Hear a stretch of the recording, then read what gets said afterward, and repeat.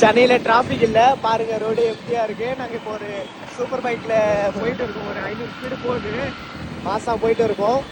இதுதான் வந்து பார்த்தீங்கன்னா சென்னை. ஆனால் எங்களுக்கு ஊர் பேர் தெரியும், ஆனால் சொல்ல மாட்டோம். நீங்கள் வந்துடுவீங்க அப்புறம் கூட்டமாக இல்லைன்னு இங்கே வந்து அப்புறம் பைக் ஓட்டுவீங்க. அதனால வேண்டாம், வராதிங்க.